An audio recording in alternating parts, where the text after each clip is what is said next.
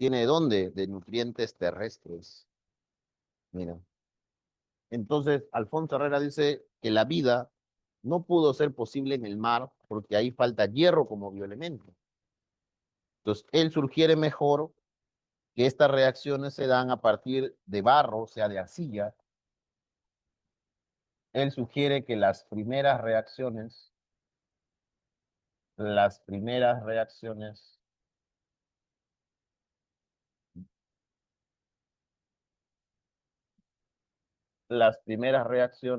¿se dan dónde? En arcilla, en arcilla. ¿Con qué? Con la presencia de barro o charcos de agua. En pequeños charcos de agua es donde se tuvo que formar las primeras formas de vida. Y es porque acá se encuentra el hierro y otro bioelemento indispensable, que es el magnesio.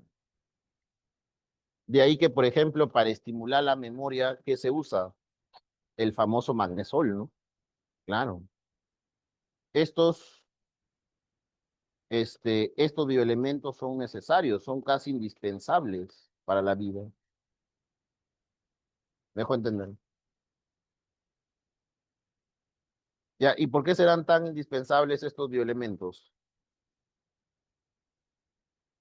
¿Qué dices?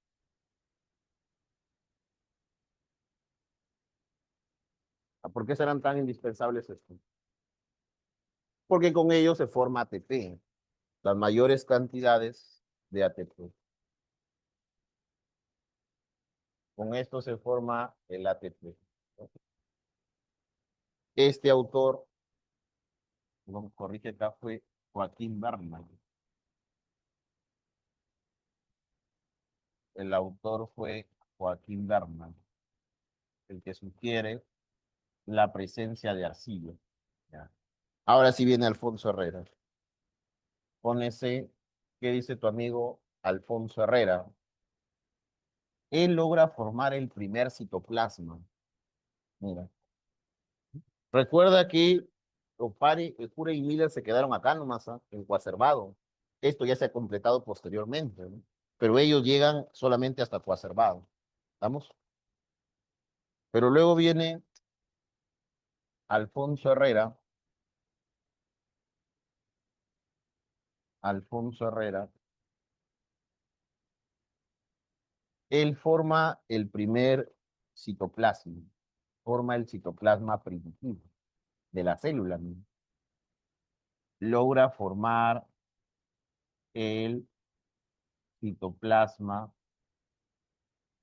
primitivo de la célula. El citoplasma primitivo de la célula. ¿Ah? Mira. A eso le llama una teoría, ¿no? Su famosa teoría del protoplasma. A esto le llama la teoría del protoplasma. Mira, la famosa teoría del protoplasma. ¿Ah? Ahí está. A ese citoplasma primitivo le llama sulfobios y colpobios. ¿Qué más? Aparece Sidney Fox, otro autor muy importante. Y Sidney Fox llega a formar las primeras proteínas. O sea, ya se están formando estas moléculas orgánicas que posteriormente van a formar la vida. Entonces, cada autor empieza a hacer sus experimentos. Pues aparece Sidney Fox.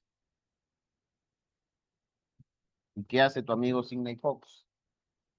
Forma las primeras proteínas. Forma las primeras, ¿qué? Proteínas. Ya. Llamándolas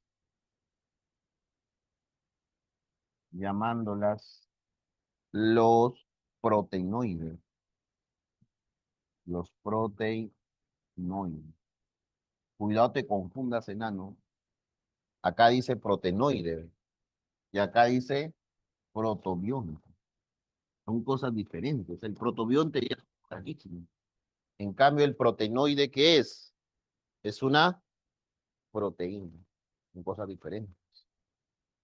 Ahora, ¿qué más? Llama a la agrupación, llama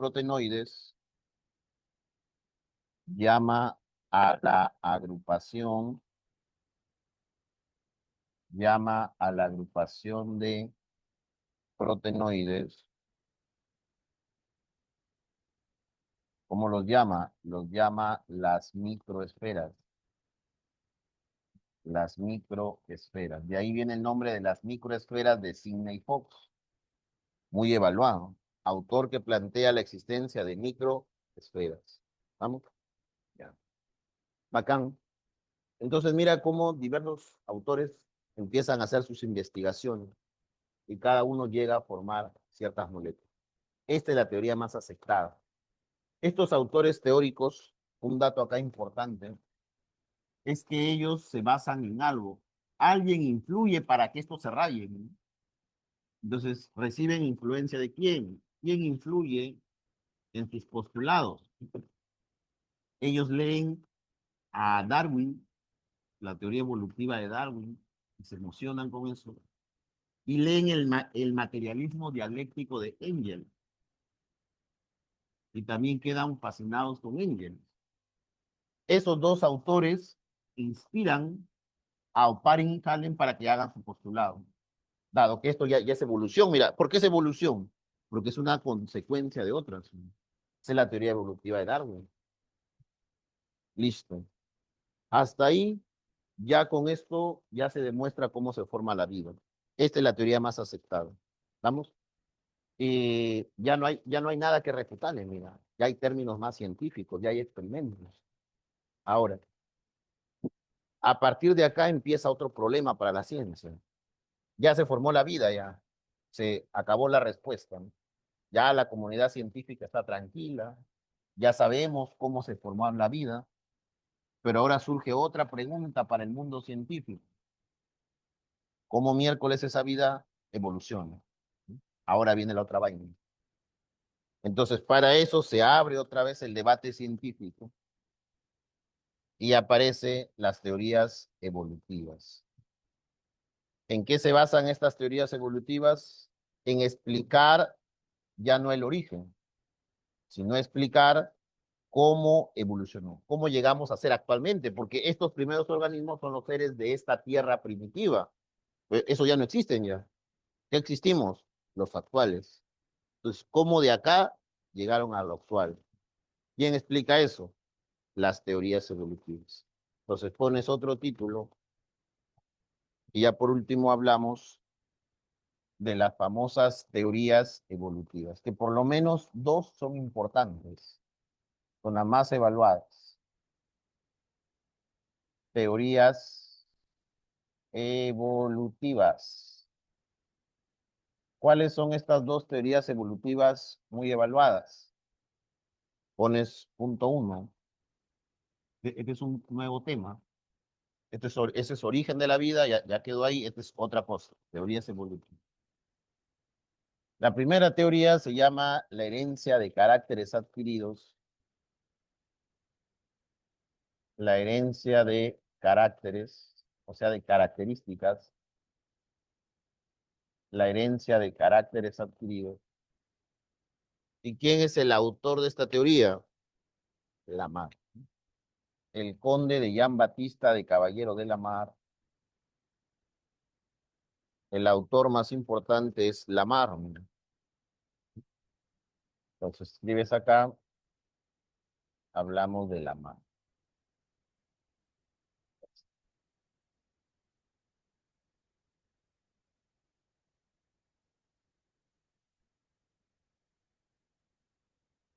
Ya, ¿qué sucede con Lamarck? ¿Cuáles son los postulados?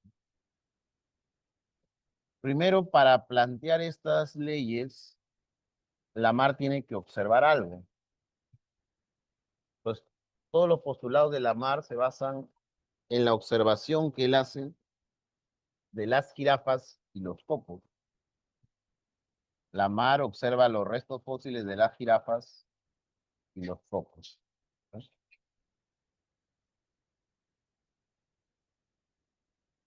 He hecho la otra mocosa. Por eso es muy importante, hijo, que la madre reciba su ácido fólico. Eso es muy importante. Que tenga su complejo B12, que se le dé a calcio triol. Porque si no, el feto va a tener problemas de efecto de tubo neural. O sea, malformación del sistema nervioso. Y eso puede resultar hasta en retardo mental leve hasta severo. Eso podría explicar muchas cosas. Tranquilízate, Nani. Y así. Entonces estaba diciendo que la mar, ¿no? Observa dos cositas, ¿no? A las jirafas y a los topos. ¿Vamos? Ya, esos dos observa. Y con eso revoluciona, ¿no? Sus teorías. Ya. Escúchame acá. ¿Qué vas a hacer tú? Te vas a memorizar, acá sí vas a memorizar. Profe, ¿por qué no interesa? Tú memorizas. No, profe, pero quiero entender. No vas a entender nada, miércoles. Memoriza, memoriza. Es muy complejo para que lo entiendas. Mejor lo memoriza. Y memorízalo en el orden que te voy a colocar paso por paso. No, no, profe, yo sé el último, pero me acuerdo el primero, luego el tercero. No, no, no. Ya tiene que ser en orden. No te vas a perder. Es mucha la información. Acuérdate sí lo siguiente, ¿no? Pero me acuerdo el primero, luego el tercero. No, no, no. Ya tiene que ser en orden. No te vas a perder. Es mucha la información. Acuérdate sí lo siguiente, ¿no? Tu primer postulado parte de lo siguiente. Lamar dice que para que uno evolucione, tiene que haber una automotivación. Automotivación. O sea, tienes que haber una autosuficiencia a esa red. Tiene que haber una fuerza interna, ¿sí? Fuerza interna. Eso es. O sea, por ejemplo, ¿no? Los animales evolucionan porque quieren reproducirse, porque les falta territorio, porque de repente el alimento se acaba y eso los motiva, es su fuerza interna que los motiva a evolucionar. ¿Me dejo entender? Imaginémonos ustedes, ¿no? Ustedes son animales pensantes, somos animales pensantes y estamos en constante evolución, ¿no?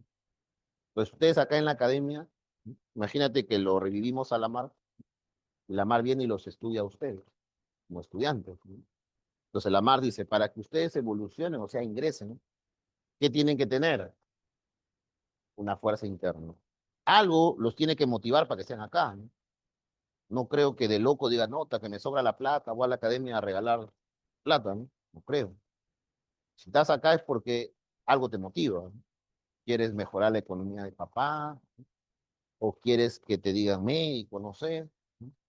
O de repente toda tu familia es médico y a caballero, tú sigues el legado, entonces, por algo estás acá. Esa es tu fuerza interna. Eso dice la mano. Pero eso no se queda ahí, o sea, no solamente te es simple con motivarte, no, para ingresar tienes que hacer más cosas.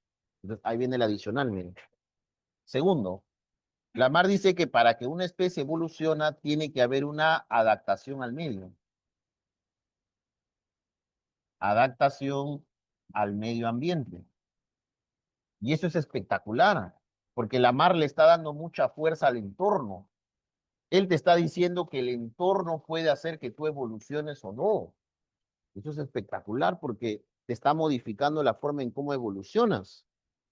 De ahí que da una famosa fórmula, clásica fórmula de Lamarck, en donde dice que el fenotipo, o sea, lo externo, es igual a lo interno, pero le agrega algo más, ¿sí o no? Más el ambiente.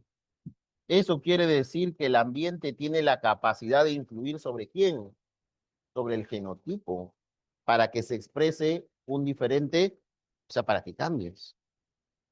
Hay que hacer un ejemplo de ustedes. Entonces, Lamar dice que para que tú te hagas acá y logres tu ingreso, tienes que evolucionar, ¿no? Primero, ¿qué tiene que pasar? Tienes que estar motivado. Ya, pero eso no te alcanza. ¿Qué más tiene que haber? Un ambiente, y ahí entra la academia.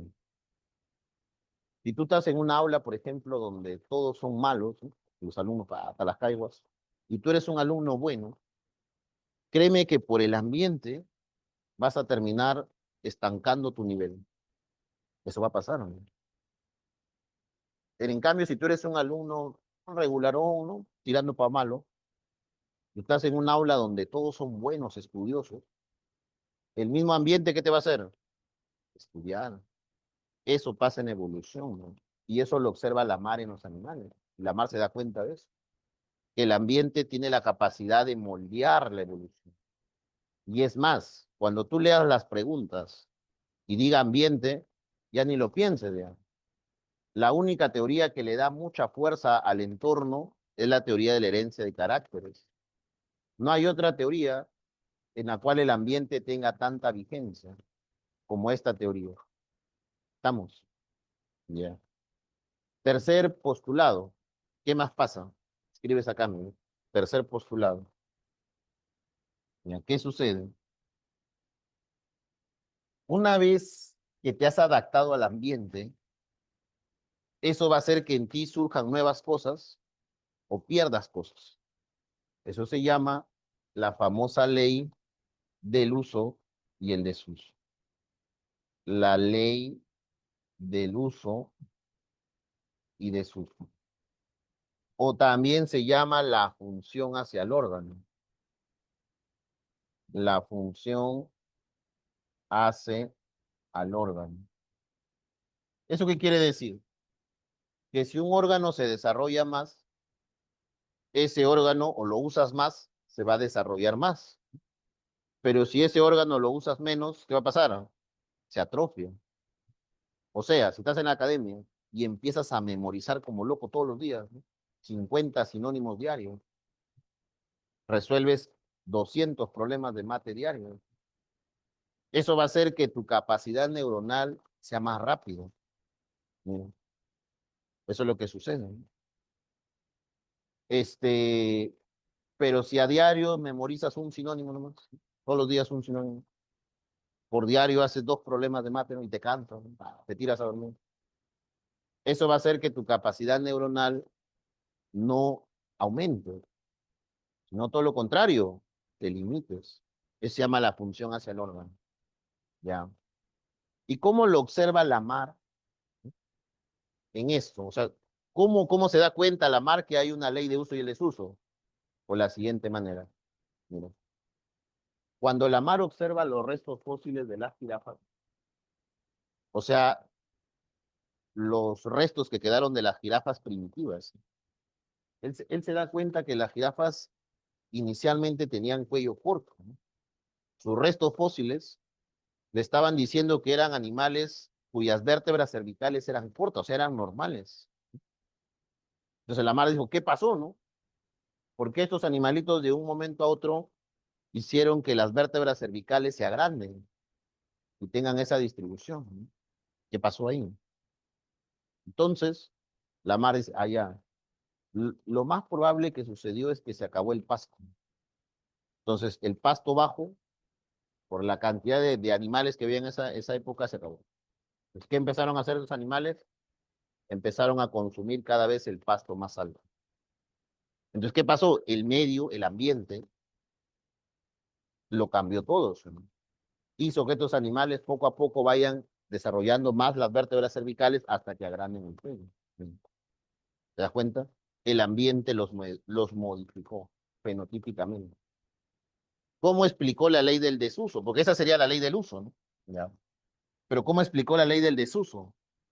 Cuando observó los restos fósiles de los tocos, Lamarck se dio con la sorpresa que ellos, los primordios iniciales, o sea, los ancestros de los topos, tenían nervio óptico, tenían una estructura para el nervio óptico.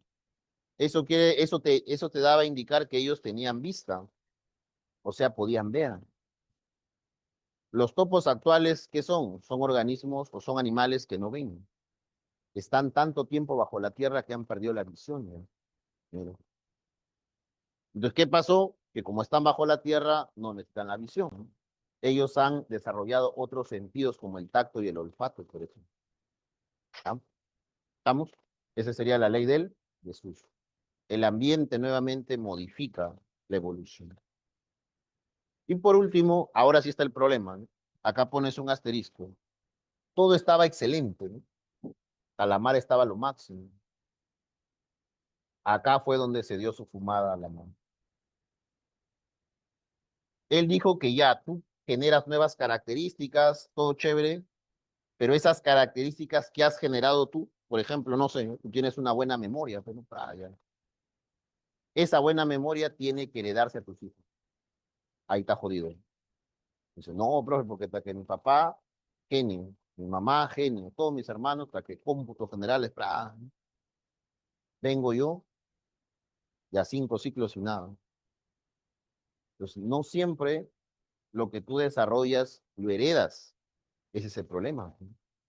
Entonces, cuando la Mar plantea la herencia de caracteres, él dice que aquellas características que ha desarrollado el padre las va a heredar a las generaciones.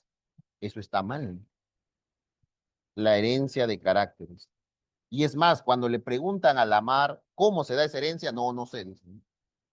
O sea, él no puede explicar esto. Él solamente dice que esa característica nueva se hereda a la generación, nada más. Pero cuando le preguntan cómo, el por qué, qué mecanismos, no saben, no, no sé. Faltó más estudios. Luego vino ya la genética de Mendel y ya con las leyes de Mendel ya se explica eso, pero hasta la fecha no. Imagínate, no sé, a ver, ponte que tenga mi hijo. Ya ese mocoso ni bien nace, no sé, pues en vez de llorar mínimo, se irá al ciclo de Krebs. No espero menos, mínimo. Ese tiene que ser médico, no, no tiene otra opción. O sea, su cerebro para médico de frente. Pero si no, imagínate tantos años de sacrificio tu propio para que venga un mocoso a joderme la generación. No es posible. Ahí le meteremos lidocaína a la vena, pues si no quiero ser niño, de frente, pa. Y a la mamá también la ponen, por malograrme la raza. Ya, esa capacidad, esa memoria, no se puede transmitir, pues, sí, no se puede transmitir. O sea, ¿cómo haces, si tú tienes buena memoria, cómo haces que tu hijo sea igual? No, no se puede. Eso se aprende con el tiempo, poco a poco, va desarrollando. Ese fue el problema de la madre. Luego vino la quinta teoría, el quinto postulado, en donde la madre dice, ah, ya, ahora sí ya se dio la evolución, pues, ¿no? Ya. Pero ¿cómo es la evolución para la madre? ¿Qué sucede? Esta es una evolución que es, ¿qué cosa? Lineal. O sea, es una evolución que nunca acaba, constantemente estás cambiando. ¿Qué más? Es una evolución continua. Y acá está el problema, que es una evolución en largo tiempo, lo cual no es correcto. Por ejemplo, nosotros, ¿desde hace cuánto que no cambiamos? ¿No te has puesto a pensar, profe, de la especie humana, desde qué momento estamos así? ¿Desde qué momento de repente tenemos 5 dedos nada más? ¿Por qué no aparece uno más? ¿No?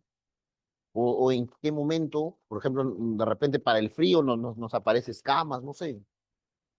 No hemos cambiado mucho, me dejo entender. Y estamos hablando de un corto periodo de tiempo, ¿no? Donde apareció los homos y de ahí ya quedó como el Homo sapiens y ya está, ¿no? Estos cambios han sido muy rápidos. No es la evolución que plantea la mar. La evolución que plantea la mar es una evolución de mucho tiempo.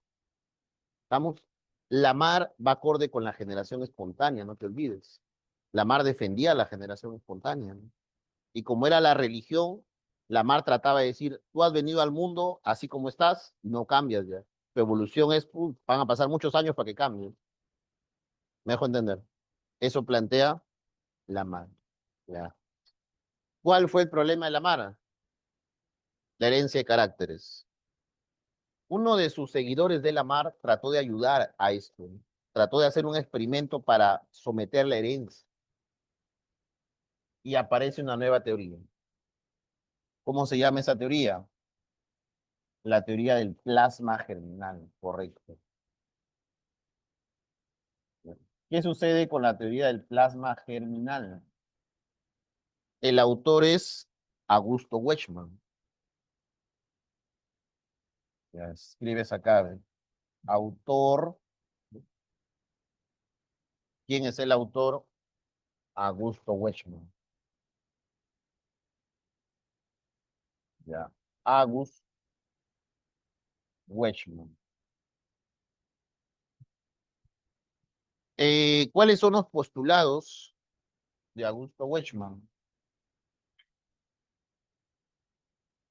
¿Cuáles son sus postulados?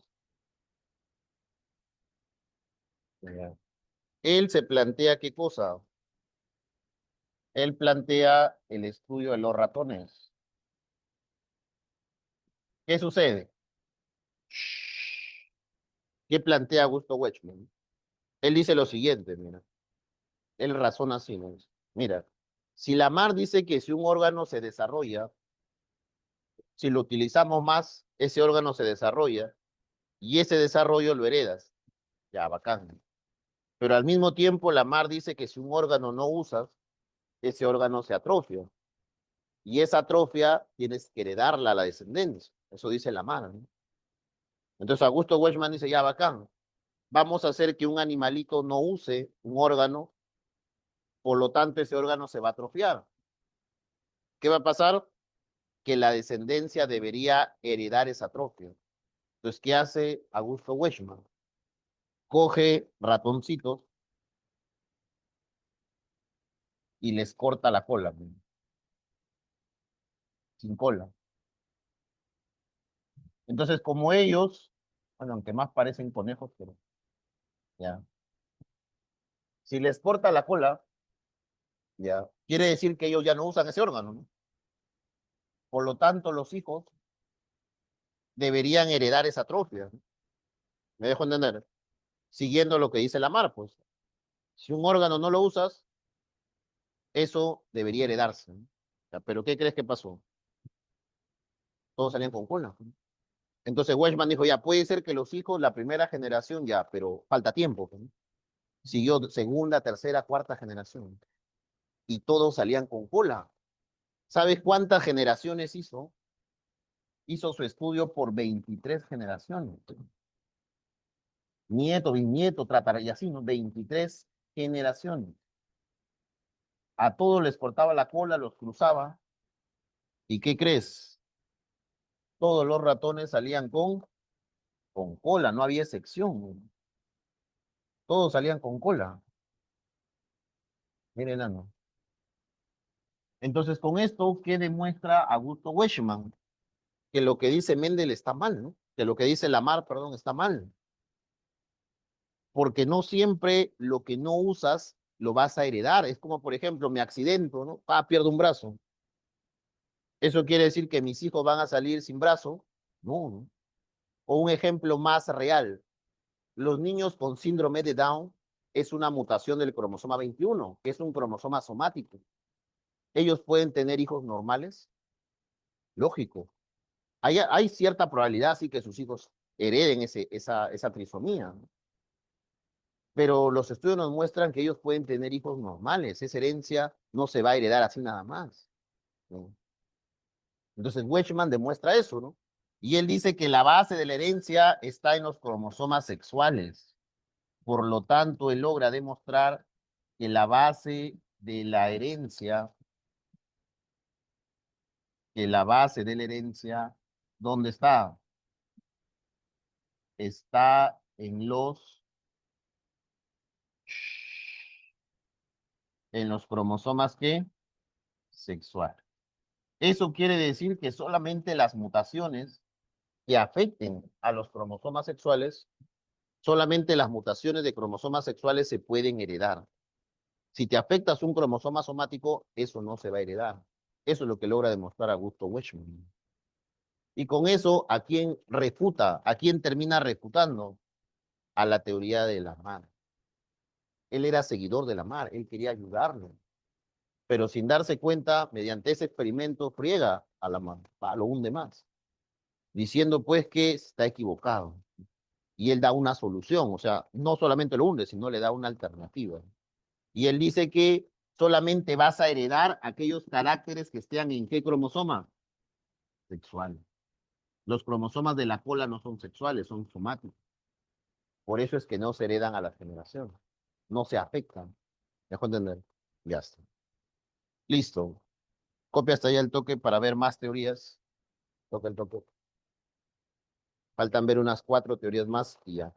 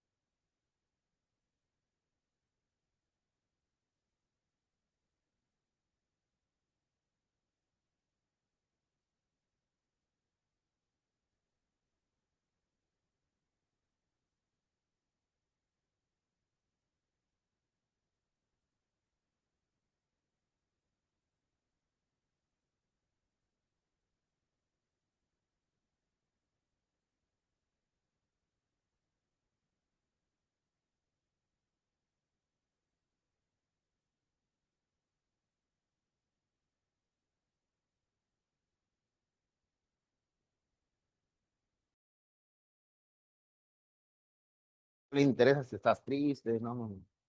A él le interesa la sobrepoblación. Él dice que para que tú evoluciones tiene que haber muchos individuos. Entonces, a él le interesa la sobrepoblación. Por ejemplo, ustedes que están postulando, hay pocas vacantes, hay muchos postulantes. A Darwin no le interesa si estás triste, si no puedes estudiar, no le interesa. A él le interesa que haya muchos postulantes. Eso te va a hacer ingresar, más que estés motivado. Mientras más postulantes hay, más competencia hay. Y eso te hace estudiar más. Ahora, a esa sobrepoblación que aparece, que empiezan a pelear, ¿no?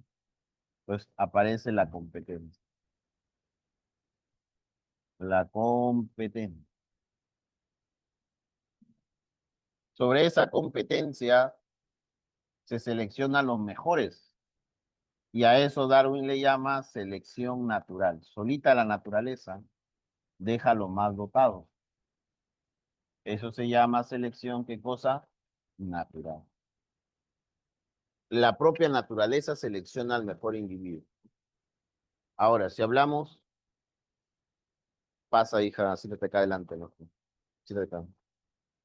Y deja ahí a tu compañera tranquilo. Ya, pasa acá con tu cuadernito nomás, traes tu mochila. Rápido, hasta para eso eres lento. Avanza, avanza. Ahí pasa tu cómputo general. Siéntate ahí. ¿O sufre de miopía? No, no. ¿Sufre de miopía? Ah, ya, pues quédate ahí. Ya sigamos. Pero siempre hay un paro. Entonces te decía, ¿no? Para que evoluciones, tienes que competir. Por ejemplo, mira, ¿qué sucede? Yo a veces soy tipo Darwin, ¿no? Selección más para. Tú sirves, no sirves para, lárgate, ¿no? A veces me rayo.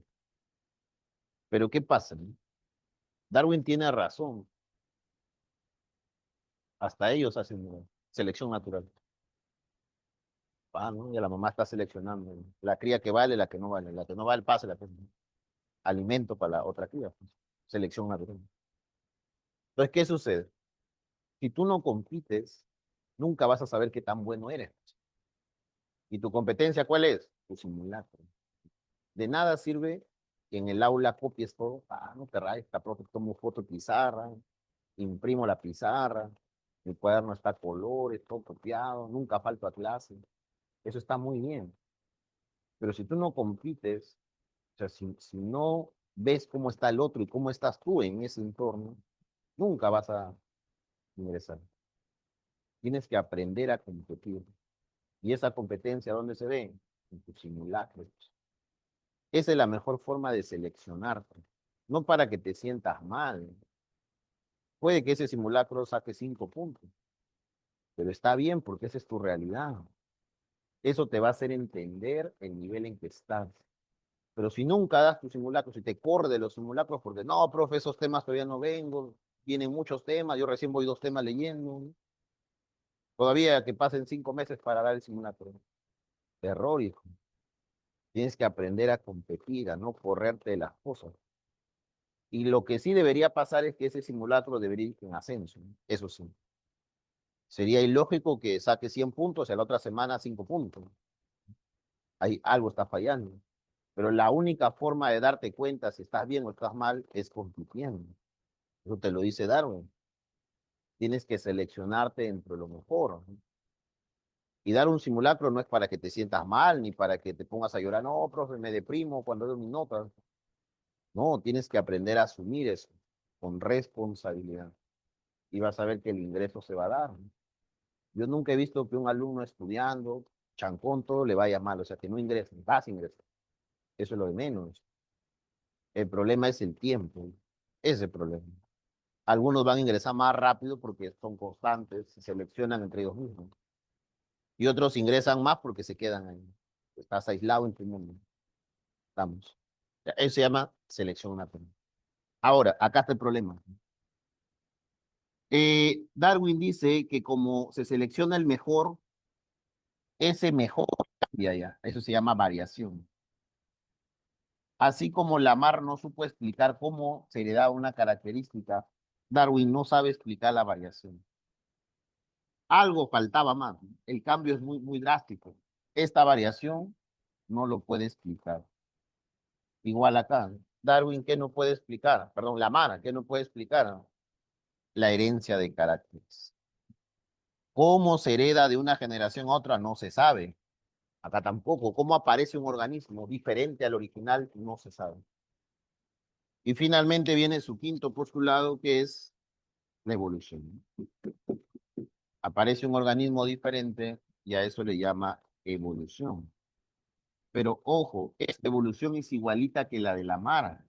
Es una evolución lineal, es una evolución continua, amigo. Es lineal, continua, ¿y qué más? Y de mucho tiempo, y de largo tiempo. Eso no se cumple en la vida real, amigo.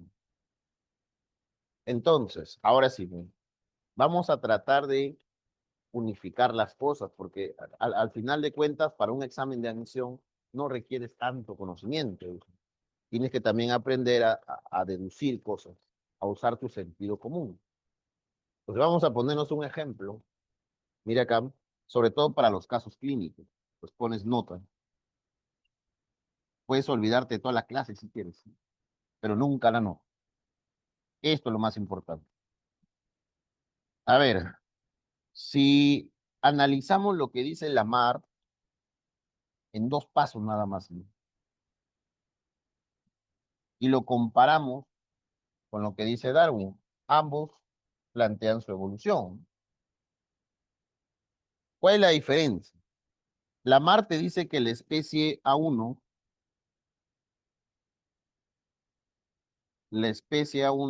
se convierte en la especie A2. Eso dice Lamarck. Y para que la especie A1 se transforme en A2, ¿quién tiene que influir acá? ¿Qué tiene que haber para que A1 se transforme en A2? El ambiente, correcto. Eso es Lamarck, en términos sencillos, ¿ya? Darwin llega a lo mismo. Darwin también te habla de un A2. Te dice que la especie A1 al final queda un A2. Pero Darwin le agrega algo adicional. A él no le interesa el ambiente. Él te dice que el A1 va a pelear con el A2, ¿no? Y de ellos, el A2, el A1 va a ser eliminado. Y el que va a sobrevivir es el A2. Los dos llegan a lo mismo, mira, en términos sencillos. Ahora, profe, pero acá hay otro análisis también. Sí, que según Lamarck, el A1 nunca lo conoce al A2. Son en distintas épocas, pues, de él sale él. En cambio, Darwin no. Él dice que los dos, para que compitan, tienen que ser contemporáneos, tienen que compartir el mismo nicho ecológico, o sea, tienen que dedicarse a lo mismo. Las dos especies tienen que estar en contacto para que el A1 muera y el A2 quede. Eso quiere decir que el A1 le faltan ciertas características que el A2 sí tiene. Por ejemplo, él tiene plumaje, él no. Y si hace frío, ¿quién va a morir? El A1 y el vivo. ¿Me dejo entender? Ese es Darwin, ese que está acá. En cambio, Lamar no es así, ¿no? Lamar dice, él no tiene plumas, viene el frío, le aparecen plumas. Ambos llegan a lo mismo. ¿Me dejo entender? Ya, ahora sí vamos al caso clínico. En el examen de San Marcos, que es donde más o menos viene tu formato, Trujillo ya está que adapta el nuevo formato de casos clínicos. Ya las últimas preguntas del examen de la UNT ya está mejor, ya está chévere. Pero San Marcos ya lo tiene hace años las preguntas de. Entonces, el anteaño pasado vino esta pregunta, justamente estos dos. Te la voy a narrar, escúchame bien. Te decía, ¿no? En el Congreso americano, ¿no?, de infectología se postula los casos de la actual pandemia COVID-19, evaluándose dos grupos de pacientes. Pacientes con comorbilidades, hipertensos, diabéticos, obesos, jodidos, ¿no?, y pacientes sanos. ¿Estamos? Según los postulados de las teorías evolutivas, ahora sí ven, según el postulado de Lamarck, ¿qué le va a pasar a los pacientes con comorbilidades? Según Lamarck, ¿qué les pasaría a ellos? Se van a adaptar a la pandemia y su sistema inmunológico, así vas a buscar la alternativa, va a mejorar. O sea, el paciente hipertenso, diabético, sus defensas van a tratar de adaptarse al medio, van a mejorar. Ellos revolucionan su sistema inmunológico. La misma pregunta, o sea, pero en base al mismo enunciado. Ahora, según Darwin, ¿qué les va a pasar a los pacientes diabéticos, hipertensos, obesos? Mueren, claro. En la misma pregunta, pero con dos respuestas diferentes. Depende del enfoque de la teoría. ¿Me dejo entender? Entonces, los casos clínicos que te van a poner en el examen no interesa lo que vengan. Cuando tú tienes sólido el conocimiento, o sea, cuando sabes lo que estás leyendo, no te vas a dejar engañar por una pregunta con contexto clínico. ¿Cuál es el problema? Que tienes que razonar. Eso es lo difícil. Memorizar no es tan tranca, porque memoriza los pasos, ya está. ¿Qué te falta? Esto, el razonar. ¿Estamos? Ya, sigamos. Entonces, ¿cuál fue el problema de Darwin? Esto, ¿no? Él no pudo explicar la variación, porque la variación es muy rápida. Pasaron años y aparece Hugo de Vries. Hugo de Vries plantea la teoría mutacionista.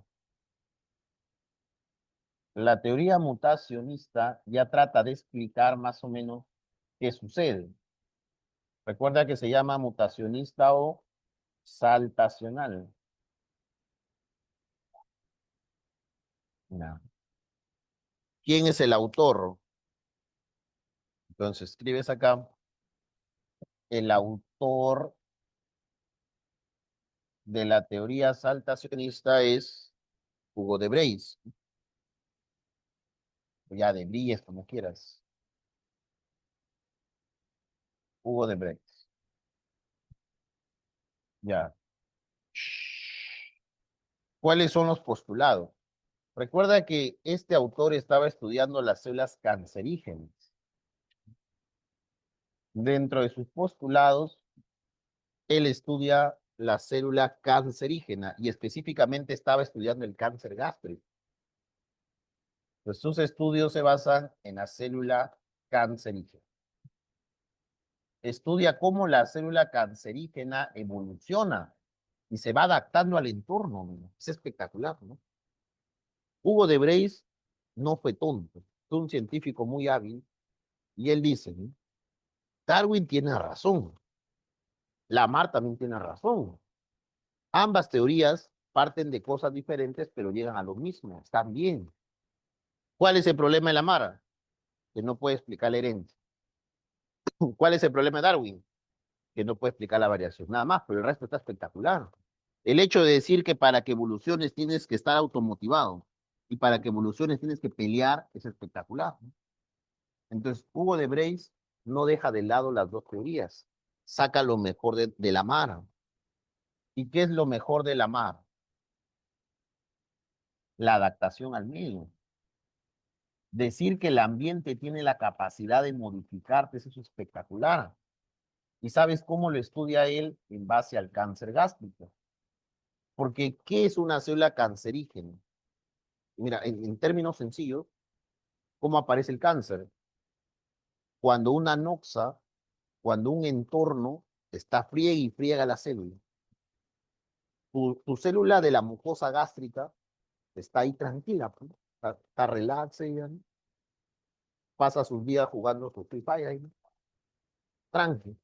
La célula oxíntica, la célula parietal, todas viven en un moco espectacular. Todo está bonito. Hasta que empiezan a aparecer las noxas. ¿Qué noxas pueden aparecer? La más peligrosa es la presencia de una bacteria llamada Helicobacter pylori. Esta bacteria te había dicho que se encontraba en el agua, te había dicho que está en algunos alimentos, ¿no? Cuando no hay correctas higienes, y es más, yo les hago un test de aliento, que es el que usamos para detectar el Helicobacter pylori. Es caro, sí, pero es el que más usamos. Y todos dan positivo, de hecho. O sea, todos tenemos esa bacteria. Y va a estar ahí. Y vamos a adaptarnos, porque ¿qué hace la célula? Se adapta. ¿Cómo? Empieza a producir más moco, ¿no? Si la célula ve que hay la bacteria, ¿qué hace? Se adapta al medio. Empieza a evolucionar, ¿no? Ah, bacán. Y lo combatimos. Y tú estás con tu Helicobacter, no tienes síntomas, estás tranquilito. ¿Ya? Pero si a esto le sumas más cosas, por ejemplo, el exceso de ácidos fuertes, picantes, el exceso de colorantes, el exceso de gaseosas, si a esto le sumas tabaco, si le sumas alcohol, si le sumas no comer a las horas, muchos hábitos que son modificables, ¿sí? Todo eso va a hacer que este moco ya no sea suficiente, ¿no? Entonces, ¿qué hace la célula? Se adapta mucho más. Y al adaptarse, ¿qué hace? Empieza a modificarse totalmente. Esas modificaciones no son de golpe, ¿no? En la filogenia del desarrollo del cáncer gástrico, te cuento así rapidito nada más, las primeras lesiones se llaman metaplasias. Eso lo vas a llevar en anatomía. Claro, muy bien. Las metaplasias son chéveres porque son reversibles. Por ejemplo, el epitelio del estómago es simple cilíndrico. Tú dices que sufre metaplasia cuando cambia a simple cilíndrico ciliado. Esa es una metaplasia. Es una adaptación a un entorno nuevo. O sea, las metaplasias surgen de que la célula se está adaptando a un medio. Y ahí todo está bien.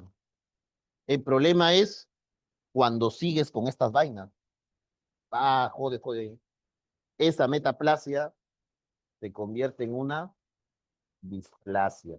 Eso ya está jodido ya. La displasia ya es irreversible ya. De ahí, esa displasia ya es precancerígena, ya es una lesión precancerígena. Pregunta de examen en la universidad. Displasia, lesión precancerígena. En cambio, la metaplasia no, la metaplasia es reversible. Esa displasia va a progresar a una úlcera, vas a iniciar ya con ardor y posteriormente a eso ya aparece el cáncer. ¿Cuánto demora eso? 5 a 10 años, a 20 años. El cáncer, esa filogenia no es de la noche a la mañana. En la universidad hicimos un estudio, me acuerdo, porque esto se ve con endoscopía, porque uno va a saber directamente la mucosa. Normalmente, a los pacientes que tengan metaplasia, no les damos tratamiento. Los observamos y le decimos, ¿sabe qué, señor? Modifique estos hábitos nomás. Y usted, reevaluación en 6 meses.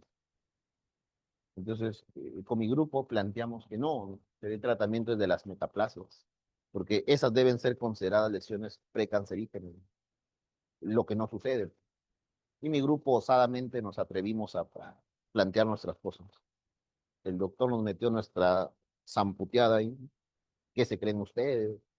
Pero por lo menos hicimos algo. Algo en nuestra teoría. Ya. El doctor nos metió nuestra zamputeada ahí. ¿Qué se creen ustedes? Pero por lo menos hicimos algo. Algo en nuestra teoría. Ya. Entonces, Hugo de Brey se da cuenta de eso. Y él ve que la célula cancerígena, ¿por qué? ¿Por qué aparece el cáncer? Por tratar de adaptarse a un nuevo entorno. Tu cuerpo trata de defenderse y por defenderse aparece una nueva célula. ¿Y cuál es el problema? Que esa célula se raya, pues.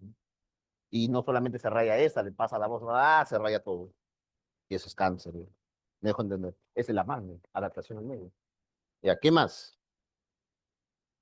Hugo de Brey saca lo mejor de Darwin. ¿Y qué es lo mejor de Darwin? La selección natural. Pero a eso le agrega una segunda cosa que los dos habían olvidado y que para esto ya los trabajos de Mendel estaban mejor, la mutación.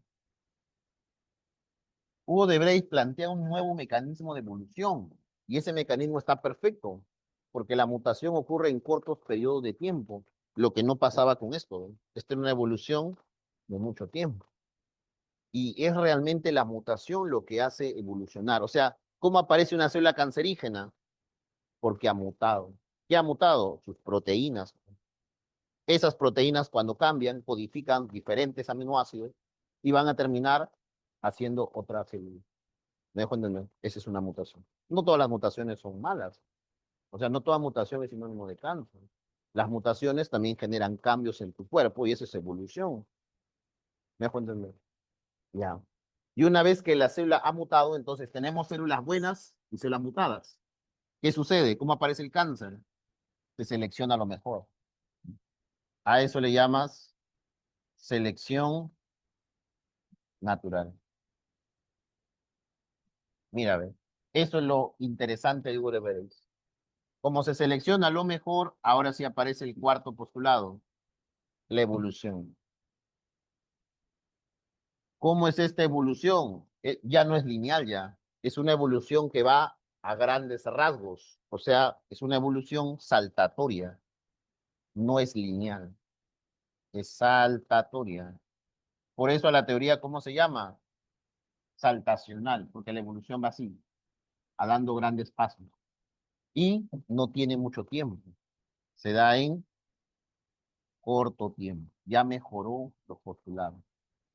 Esto, hijo, es la teoría más aceptada actualmente. Ya, pero eso no queda ahí. ¿Qué sucede ahora? Que los seguidores de Lamarck y los seguidores de Darwin se quedan picones, ¿no? Nota que mi maestro, ¿cómo lo van a refutar?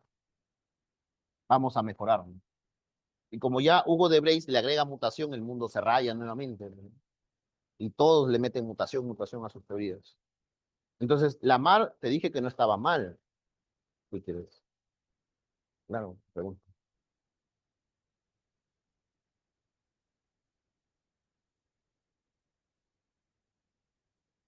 Claro.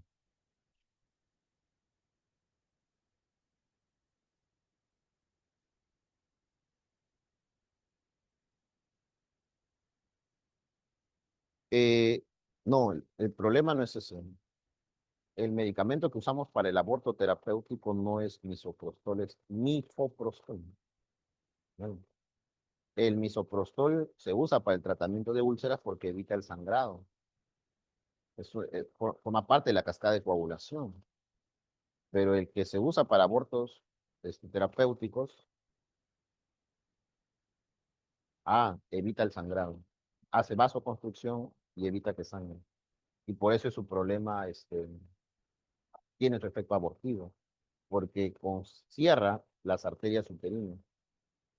Al cerrar la arteria, hacer vasoconstrucción, limita el flujo del endometrio. Y eso hace que el endometrio se desprenda.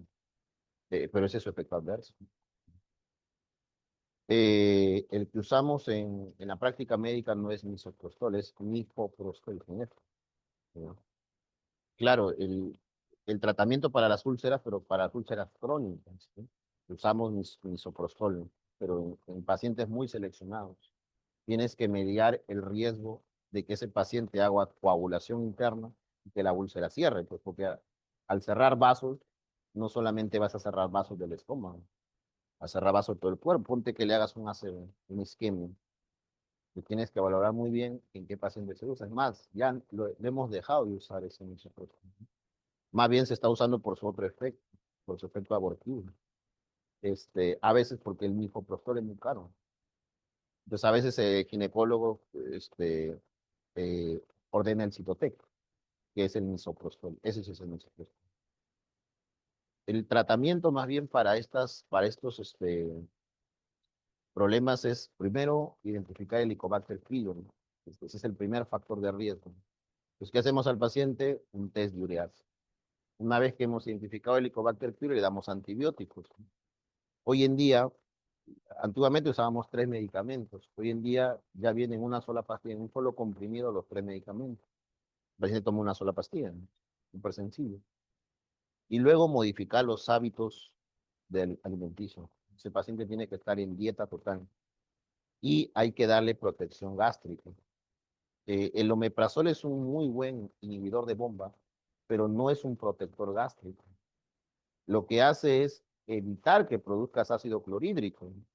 El ácido clorhídrico en una mucosa muy delgada dañaría la mucosa, pero eso no es que te proteja.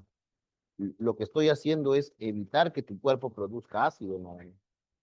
Eso hace los inhibidores de bomba, como el ansoprastol, el omeprazol, o la misma ranitidina, que tiene otro mecanismo de acción.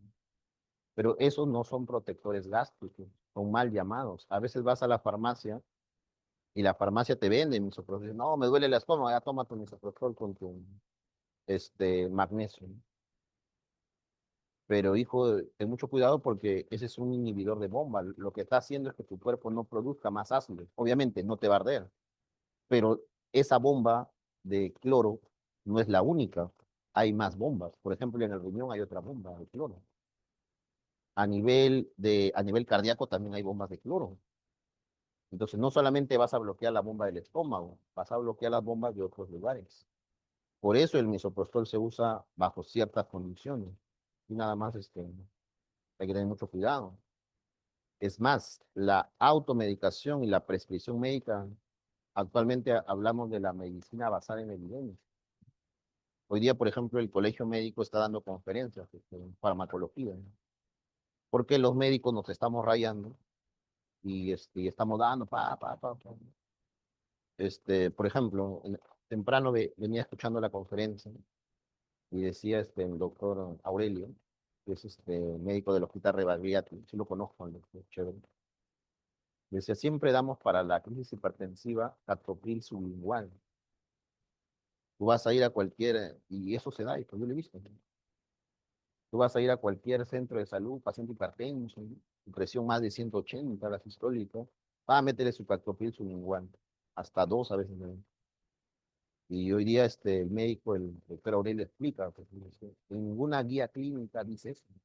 Tiene razón. No hay ningún guía clínica, ni la AJA, por ejemplo, la guía americana tampoco lo dice, ¿no? Que el captopril se use sublingual. Acá en Perú se usa eso. Y los médicos peruanos lo hacemos a veces por repetición, pa. Pero no tiene sustento médico. Eso es lo difícil, ¿no? Después, el tratamiento para cuál enfermedad, hijo, tú lo lees y le das al paciente, ¿no? Pero lo difícil es, y lo que te lleva años de estudiar, es saber qué medicamento le vas a dar, bajo qué dosis y ver efectos riesgo. Todo medicamento tiene efectos adversos, ten en cuenta eso. Entonces tú tienes que ver riesgo-beneficio. Si a ese paciente le beneficia, le das. Si no, no. A todo paciente no le vas a dar lo mismo. A veces los médicos cometemos el error, ya tiene gastritis, para lo mismo. Y no lees la endoscopía, el paciente tiene una biopsia, no lees en qué lesión está, de repente ya está en displasia, ¿no? ¿Para qué le vas a dar omeprazol? Eso es lo complejo, ¿no? ¿Estamos? Listos, continuamos. Muy bien, la quinta teoría es la teoría neolamarquista, ¿no? O sea, los seguidores de Lamarck se quedaron picones. Dijeron, no, ¿por qué lo van a matar a mi Lamarck si solamente por no explicar la herencia? Ya, pues, entonces vamos a revolucionar. Y aparecen los neolamarquistas. Siguen los postulados de Lamarck, pero le agregan qué cosa, la mutación, pues, lo actualizan a Lamarck. Lamarck estaba muerto, ya qué va a hacer. Ya. El máximo representante acá es Paccard. El máximo representante del neolamarquismo es justamente Paccard. Ya. ¿Cuáles son los postulados de Paccard? Postulados. Ya. ¿Qué hace tu amigo Paccard? Él parte de Lamarck, ¿no? Sigue los postulados de Lamarck, pero ¿qué le agrega? En vez de la herencia, en vez de la ley del uso, le agrega la mutación. Entonces, sigue partiendo de la herencia de carácter, de la adaptación al medio,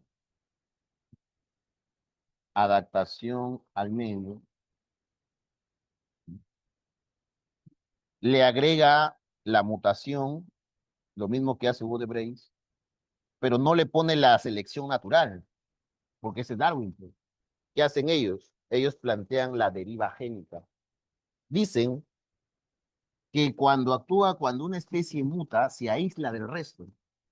Entonces el medio hace que aparezca nuevos genes. A eso le llama la deriva génica. Deriva génica. ¿Qué es la deriva génica? La aparición de nuevo de genes diferentes a los progenitores. Aparecen nuevos genes. Estas poblaciones se aíslan. A eso se llama aislamiento genético o pologenético. Se empiezan a formar polos genéticos de poblaciones. Entonces, por ejemplo, este grupo de animales vuelan, se quedan ahí. Estos ya no vuelan, se quedan aislados. A eso le llama deriva génica. Entonces, a esto le llama el famoso polo genético. ¿Cómo se forman los polos genéticos? Por aislamiento. El aislamiento puede ser simpático por el comportamiento de la especie, ¿no? De repente una especie era herbívora y se volvió carnívora. ¿Qué pasa? Los herbívoros tienen que aislarse. Eso se llama aislamiento simpático o especiación tipo simpática. ¿Por qué se aíslan? Por el comportamiento de la especie. Adopta formas diferentes y eso es por los genes. Comportamiento. ¿Ya? ¿Qué más? También se puede dar el polo genético alopátrico. ¿Cómo se aísla alopátricamente? Por un territorio. De repente aparece una montaña o la zona se hace desértica y el desierto ya los separa las dos especies, pues ya no están conectadas, ya se quedan aisladas. Y esas especies se cruzan entre ellos y tienen caracteres diferentes a la otra especie, cuando originalmente eran una sola especie. Es como, no sé, a ver, acá estamos en un aula, ¿no? Todos acá, y de un momento a otro empezamos a separar médicas por un lado y ingenierías por otro lado, ¿no? Pasa 6 meses, los de médicas puntajes de 300, 400, y los de ingenierías 50, 30. ¿Te das cuenta? Aislamiento génico, ¿no? Todos ellos se aislaron y fueron tan estudiosos que evolucionaron. Estos se quedaron. Eso se llama pologenética. Ya, así como hay el neolamarquismo, también aparece el neodarwinismo. Y es lo mismo, solamente que le agregas al neodarwinismo, en vez de la variación que le agregas, la mutación. Representantes, Don Sansky, Huxley. Ahí en tu teoría lo lees, bueno, estamos con las claves. El toque.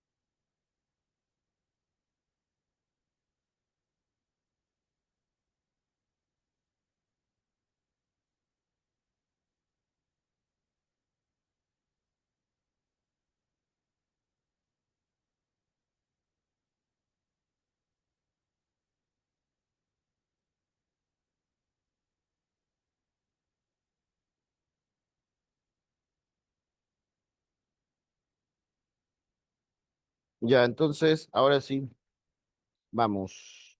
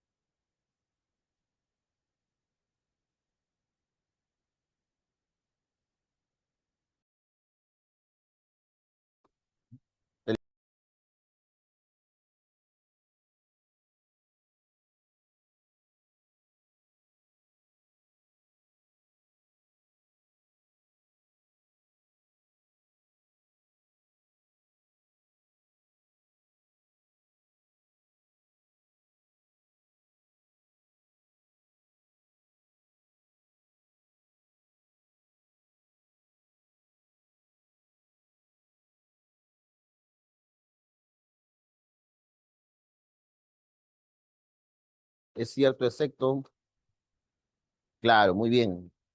Tiene sustento en la teoría. Ese paciente tiene que estar en dieta total.